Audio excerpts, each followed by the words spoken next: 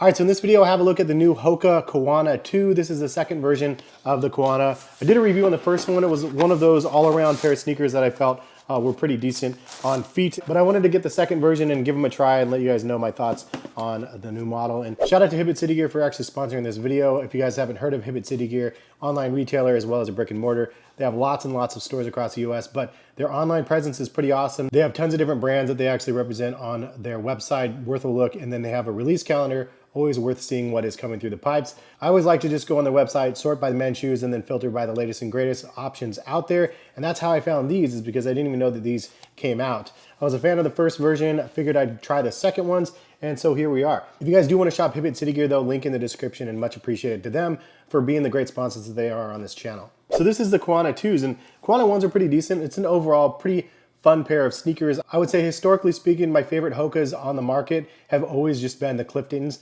The Clifton 9 is the current version over on Hibbett's website. That's my favorite one.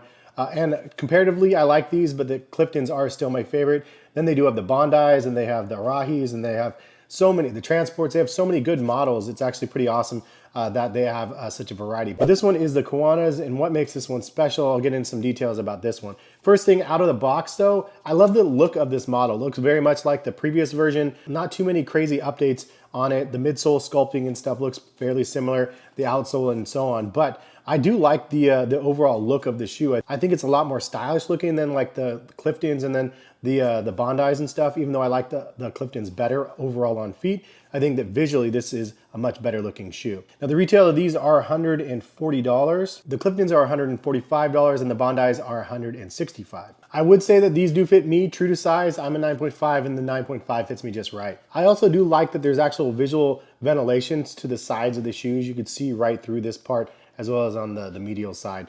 So that's kind of a nice plus there. There's also some larger gauge mesh for the toe box, so it adds a little bit of breathability to those sections on the engineered mesh upper. You have a fused on material for the laces, but then you actually have nylon loops that the KAWANAs actually lace up that way, and then the fused on material actually kind of makes its way all the way to the heel. You do also have a elastic pull tab on the heel, which is actually kind of nice. I like that they added that on there. The tongue padding is really, really nice. You have lots of tongue padding here in the middle of the tongue, and then it also has kind of like two little wings on the sides. Nice amount of padding on the collar as well, and overall, I'd say that the tongue shape, the heel collar, and the padding and everything, and then the addition of the tab, I think, again, it just looks really nice. When you get to the midsole, and it feels a little bit softer and squishier than what I remember the first version being. It could be the same, but honestly, it feels pretty soft in hand. And on feet, it felt pretty comfortable overall. I didn't notice it feeling super soft and squishy, but then I kind of picked up the pace a little bit and just ran a little bit, and I was like, okay, you definitely have a little bit of squish here.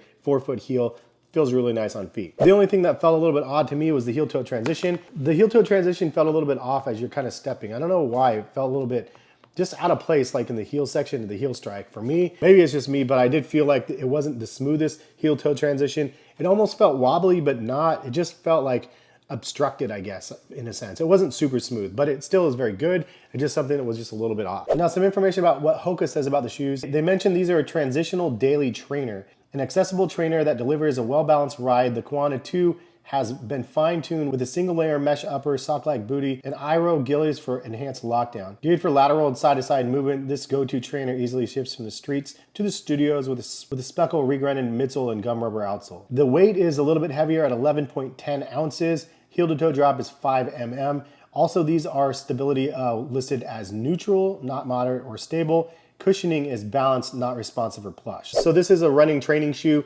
Is it something you can wear casually? I would say yes.